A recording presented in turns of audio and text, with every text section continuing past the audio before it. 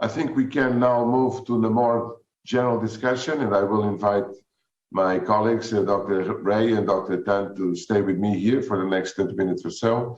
This will be also the opportunity to encourage our audience to ask any questions. Please just raise your hand on your screen, and I will be happy to give you the floor so you can, again, make any comments or any questions or any suggestions. Also share your experience. The whole idea, as I mentioned at the beginning of these webinars, are exactly for all of us to exchange what has been our practice in managing patients with angina. Today, we are focusing a little bit on diagnosis, but it's open to treatment, to risk stratification, to anything that you would like to add. And actually, before I see anybody raising their hand or intervening, you can enter anytime. Maybe we can discuss a little bit about the use of some diagnostic methods for risk stratification. In your practices, in your view, that's of course one important element, how we can do good risk stratification of our patients using either biomarkers, imaging methods.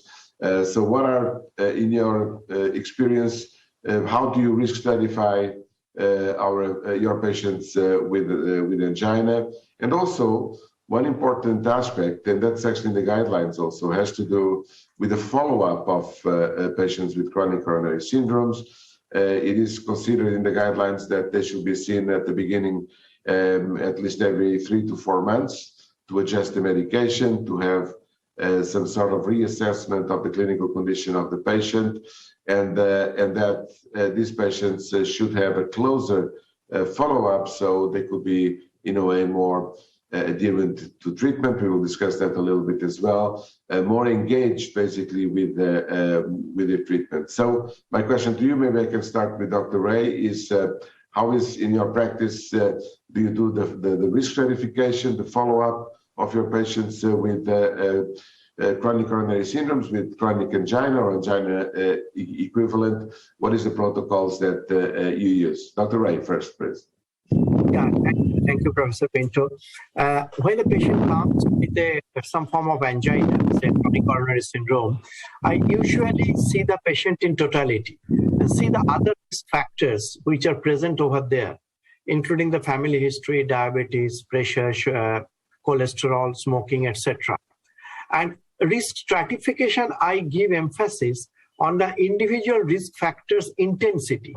Say an LDL cholesterol 100 versus an LDL cholesterol of 200 to begin with, of course, the latter person will be a greater risk of coronary events for the same amount of ischemia. Similarly with sugar control, similarly with pressure control, similarly with strong family history of premature coronary disease. So that is the first way of risk stratification as I look at it, what individual risk factor intensity.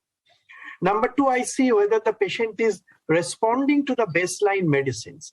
Say an occasional under-tongue nitrate, maybe once in a month, and with a basic dose of beta blocker and a little dose of aspirin and calcium blocker, maybe he's having class 1 angina, sometimes no angina. So of course, I think these patients have got low risk profile. Number three, as the investigations might suggest me, as I was doing the basic investigation as is available in your setup and which you think have a reproducibility, that may include treadmill test, may include stress echo, may include the myocardial perfusion imaging. Of these three, you choose whatever is available and reproducible in your setup. Of course, the CT coronary angiogram has changed a lot in our understanding. And particularly, even if we do not go for the full CT scan, we can just have a coronary calcium score. And, the intermediate calcium score can actually, what your European guideline has a risk enhancer. So it can act as a risk enhancer if your calcium score is intermediate, if the C-reactive protein is high, if the LPA. Nowadays, we are doing LP little a in our routine practice. And it may not be as a strong risk factor, but it's a risk enhancer. So even with intermediate to low risk patient, if we get one of these risk enhancers, I put him into a high risk category and do the further things accordingly. And whatever we choose, whatever we do, continue with medicine or put a stent or whatever we do, followed by other medicines, we generally keep a 3-monthly checkup in my clinical practice, unless there is some event happens in between. And 3 monthly, I usually do the clinical checkup. I usually do the blood pressure, the blood sugar, the full lipid profile, and the renal profile. Because I see a lot of renal profile changing, and sometimes that can dictate change of medicine or dose of medicine. So these three, the lipid profile, the renal profile, and the sugar profile, I do every 3 to 6 months, and I call the patient for clinical checkup for every 3 months. Thank you so much, Dr. Ray. That's very comprehensive. Dr. Tan, do you want to share with us your experience also in risk stratification and follow-up of these patients? I couldn't agree more with the opinion of Dr. Ray, teacher. Very good. Okay, so the next question we can discuss a little bit is about when to do an invasive test in our patients. Your two cases are very nice examples, but sometimes there are some questions. Is it too early, or do I have enough evidence to bring the patient to the cath lab? Should I start a new medication? Should I up-titrate what the medication the patient is on? If we look particularly at the data on chronic coronary syndromes, it's not very impressive in terms of outcome in the patients with the CCS. Of course, we're not talking about the acute setting, that's totally different. But in the chronic setting, there's still quite a lot of lack of evidence, I would say, that going directly to an invasive approach should be the right one. So I would like to get a little bit of your opinion. When do you say this patient definitely go to the cath lab and look at the coronaries, or let's try to up-titrate the medication, let's change a little bit the combination of what we are doing, and let's see what is the clinical response of my patient. So what is basically, in a sentence, what is the type of patient that you go and take immediately to the cath lab, and what is the type of patient that you follow in a more conservative way? We start this time with Dr. Tan.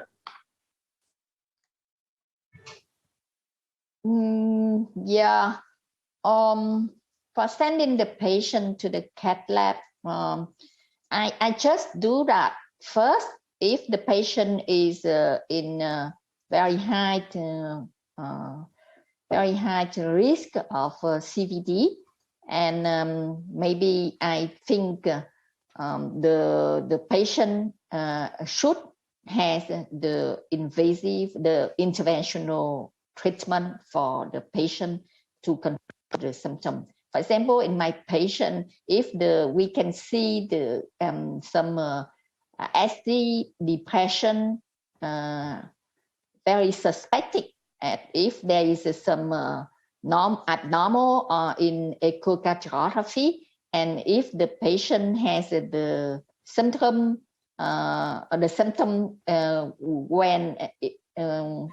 when the minimum exercise, in such a case, I will choose the invasive coronary angiography first. Yeah. Very good. Dr. Ray, do you want to share with us your experience also?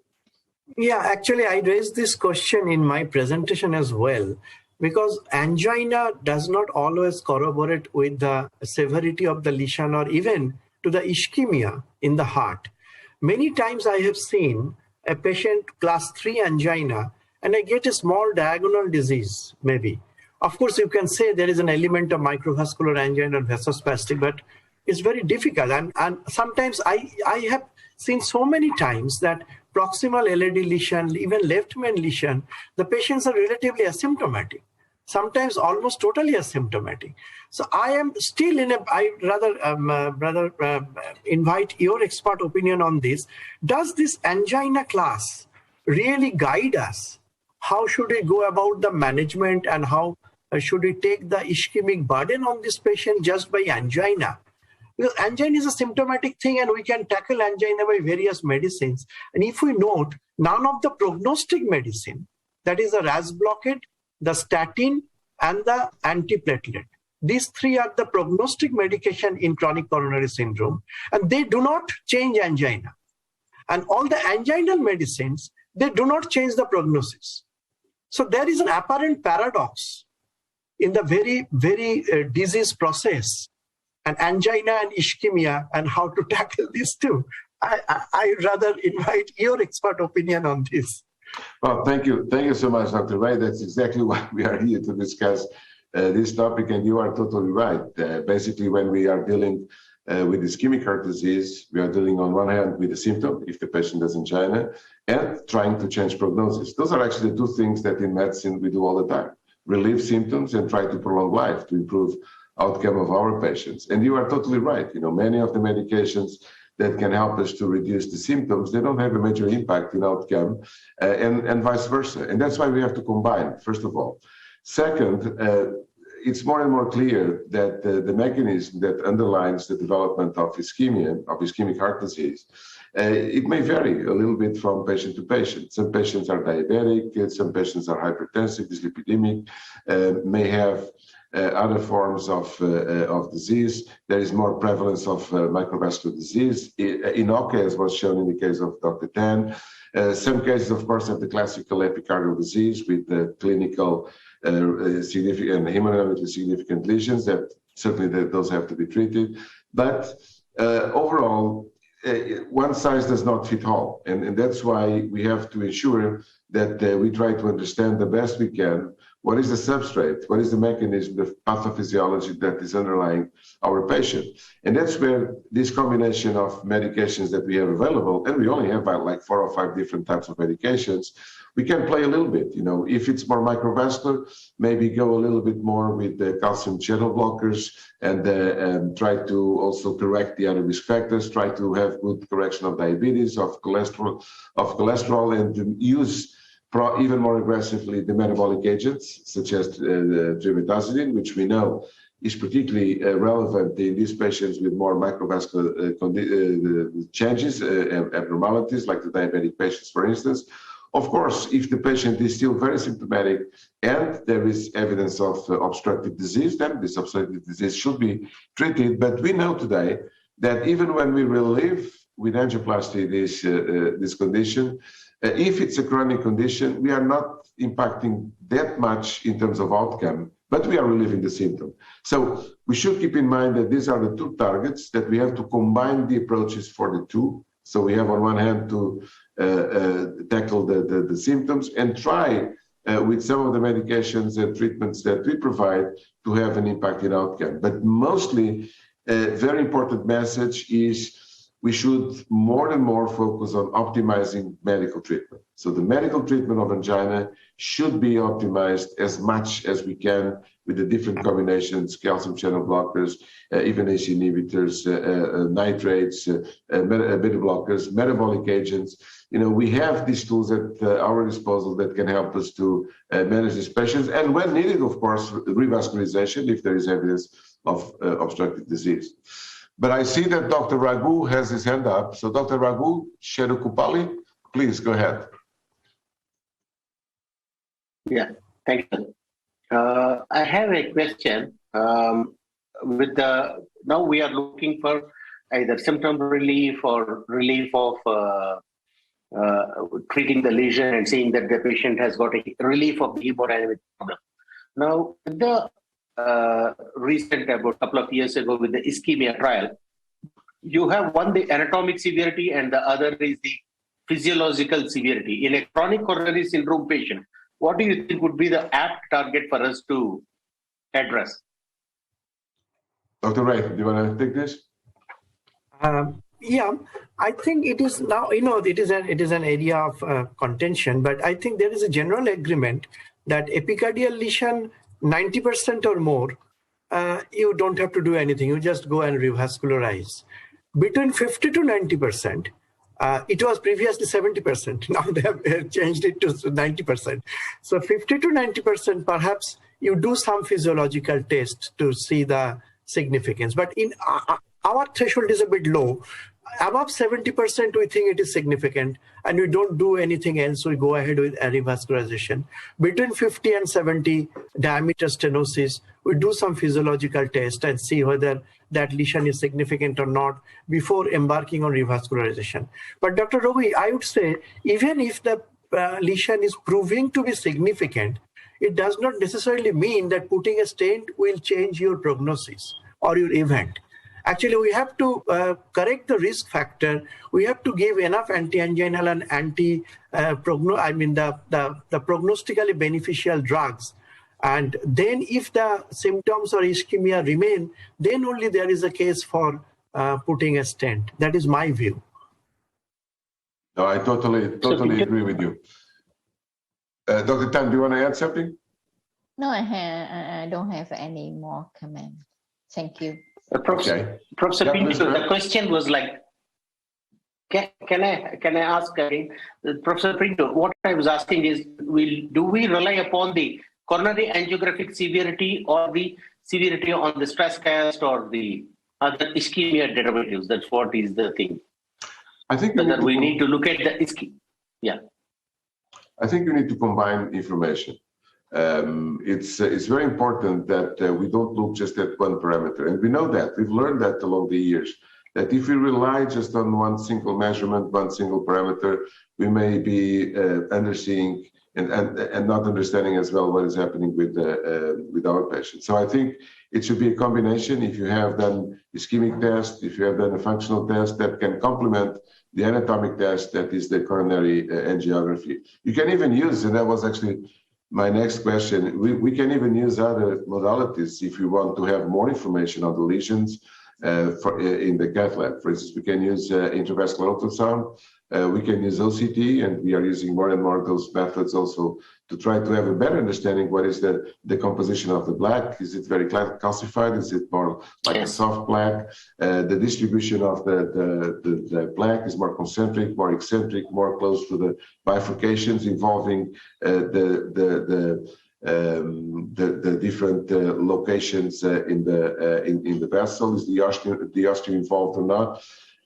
So more and more I believe that we should try to have a comprehensive understanding of what is happening with that specific patient. And if we bring the patient to the cath lab, then we should do as much as we can to make sure that the decision that we take of revascularized, not revascularized, should have as much information as possible, so we feel more comfortable also in providing that sort of management to our patient. But that was my question to you, Dr. Ray, Dr. Tan, your experience also in the use of imaging in the cath lab, particularly with the use of intravascular ultrasound and OCT, if you have that experience. We're doing here about 15 to 20% of the cases that we do. Of course, there are the typical cases of left main or proximal LED, which are the ones that we want to ensure that we have, again, all the information, particularly if we do intervention, if there's good expression of the stent, good apposition, and so on. But also for diagnostic purposes, we combine the imaging results by IVUS, for instance, with functional assessment, particularly in the borderline cases where the combination of those two can help us to take the decision, put a stent in or not put a stent in, or go for a more conservative approach. What is your experience, Dr. Ray? Thank you, Professor Pinto. Actually, as you said, we still limit most of our ultrasound resources to the left main or the proximal LED and after stenting, before and after stenting. But when you see a relatively normal coronaries with a lot of atherosclerosis, plaques and intermediate lesion, we should do ultrasound as a routine, but sometimes the resources do not permit us and the logistics do not permit us. But I must say that will give us an insight, because in India, we get very diffuse disease. Mostly they are diffuse disease, lots of plaques in all the territories. So ideally, you should do ultrasound in all the territories. There's no point doing the ultrasound only in the LAD where there is a 60% plaque. There are 20 to 30% plaques in the RCA territory, in the sarcophagus territory. So ideally, if you want to really gather the knowledge about the plaque morphology and plaque physiology, there should be an extensive ultrasonogram or imaging done throughout the coronary trees. I don't think that is as yet clinically feasible, at least in my setup. But I appreciate that there should be something to get the total plaque burden and the plaque morphology burden for a better assessment. Dr. Tan, what is your experience on using of these methods? I don't have much experience in evaluate the severity of the lesion on invasive coronary angiography, but I would like to tell some how can I say, because the IVUS and the FFR in my country is not all available in all of the cath lab in all hospital, and it also increases the cost of the procedure, and we should consider it very carefully before having the decision to perform that, to evaluate the patient. Normally I prefer to do the stress test first before the angiography, and we can combine based on these stress tests and also the angiography, we can have appropriate evaluation of the severity of the CAD. Yeah. Very good. We are getting close to the end, but I have a final question for both of you, which, and I'll talk a little bit about the treatment, although again, today was a little bit more focused on diagnosis, but one of the big discussions at the moment is on the use of fixed dose combinations. And particularly in angina, it's one of the areas that there's been some discussion. I just came from Geneva, where we have actually a nice forum on the fixed dose combination, and the discussion is particularly on the use of these fixed dose combinations, or polypill also as it is called, although it's slightly different, particularly to improve adherence by the patients on the treatment. We know one of the problems that we face as clinicians is to keep the patients on a medication, and the patient persists in taking the medication, because we know and we have data that in some cases it can go almost up to 50% at 1 year that the patient stops taking the medication for many reasons. And one of the ways to try to impair that and to try to improve that problem, which is a problem, is actually by using these fixed dose combinations. In your view and experience, do you think there is a role of using these fixed dose combinations in the management of angina? Could that help us also to do better management, and particularly to keep the patients longer on medication that they treat, that we have to treat? What do you think, Dr. Ray? Yeah, it's a fantastic idea. I mean, in India, perhaps we use a fixed dose combination very freely, perhaps more than any other country. We have got preparations licensed so easily. And of course, an average Indian ischemic heart disease patient will have diabetes, will have dyslipidemia, will have hypertension, will have hyperuricemia, and so on. So they are already fixed for another 4, 5, 6 drugs. So if we give another 5, 6 anti-anginal drugs and heart drug, that life becomes very difficult. So fixed dose combination is very welcome. And we have, I'll tell you, we have got readily available fixed dose combination of RAS blockade, beta blockade, and calcium channel blocker together. So one drug for those, and one with, say, aspirin with high dose of statin. And so the 2 drugs with 5 or 6 medicines altogether can solve a lot of the heart problem. Maybe the metabolic agent is not yet, we do not have any combination with the metabolic agents as yet. So we might have to give a 3rd drug as a metabolic agent. But that's a great idea, and I think that's a very welcome situation. But we need to see, we get the different types of a fixed dose combination so that we don't have to compromise the dose of the individual molecule. We have the choice, free choice of different choice from the rack, you know? Yeah. A cafeteria choice. Very good. What is your opinion, Dr. Tan, about fixed dose combination? Yeah, I should, I would say I really like the fixed dose combination for our elderly patients. Yeah, because of this kind of combination, we can decrease the number of tablets of pill the patient use. We can reduce the polypharmacy and also to increase the compliance of the patient. That's the good way to simplify the prescription, and so that the elderly patient can follow regularly our prescription. So if the patient affordable, I would choose the fixed dose combination for my patient. Well, thank you so much. I think we've reached the end of this webinar. It was really fantastic to be here with both of you, Dr. Ray, Dr. Tan, and with all of you, the audience. It's really been a good discussion. We had 2 examples of angina or angina equivalent on the way we should manage these patients. We should do the different diagnostic management and sequence, and how also to tackle our medication in function of the different types of patient profile. We spoke a little bit about the different diagnostic methods that we have currently available to approach and manage patients, particularly with chronic coronary syndromes or chronic angina, and had a chance also to discuss a little bit about the treatment, although in the next modules we'll have even more time to do that discussion more in depth. With this, I say goodbye to all of you, thanking again Servier for the support of this initiative. Thank all my 2 colleagues and all the colleagues that were at a distance looking at us and also following our discussion. Thank you so much, and keep doing your best for your patients. Thank you.